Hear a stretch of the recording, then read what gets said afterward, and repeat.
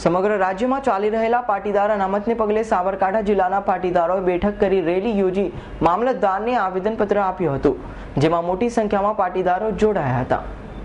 અનામતની આગ ધીરે ધીરે સર્વત્ર પ્રસરી રહી છે, ત્યારે સાબરકાંઠા જિલ્લાના હિંમતનગર, ઈડર અને તલોદ ખાતે આજે પાટીદાર અનામત રેલી સાબરકાંઠા જિલ્લાના વડાલી ખાતે યોજાઈ છે। આજે સવારથી જ વડાલીના મહાકાલી મંદિર ખાતે મોટી સંખ્યામાં ગામે ગામથી પાટીદારો એકઠા થયા હતા। અંદાજે 8000 જેટલા પાટીદારોએ એકઠા થઈ વડાલી મામલતદારને આવેદનપત્ર આપ્યું હતું। તો હવે આ આંદોલનમાં નવો વળાંક આવ્યો છે, જેમાં તેમણે આગામી સમયમાં અનામત નહીં તો દૂધ નહીંનું આંદોલન ચલાવવાનો નિર્ણય કર્યો છે। આગામી સમય તેઓ દૂધ મંડળીના ચેરમેનો સાથે મળી દૂધ ના ભરવા અંગે પણ લોકોને સમજાવશે।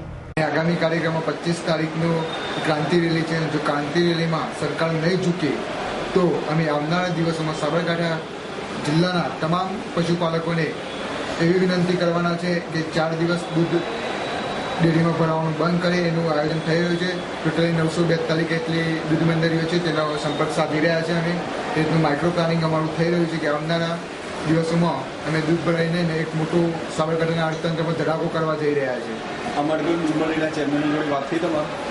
અમે ચેરમેન જોડે દૂધમાં સાબરકાંઠાના ચેરમેન જોડે અમે હજુ સુધી કોઈ જ વાત નથી કરી, પણ અમે દૂધ મંડળીના ચેરમેનોને મુલાકાતોમાં હવે ટૂંક સમયમાં એટલું પ્લાનિંગ કરી રહ્યા છે, દરેક જગ્યાએ ભેગા કરવાના। 942 મંડળીઓ થ્રુ લેટર લખાવીશું દરેક મંડળીના કે અમે આવું કરવા જઈ રહ્યા છીએ। દીપક સિંહ રાઠોડનો રિપોર્ટ, એસ9 ન્યૂઝ, હિંમતનગર।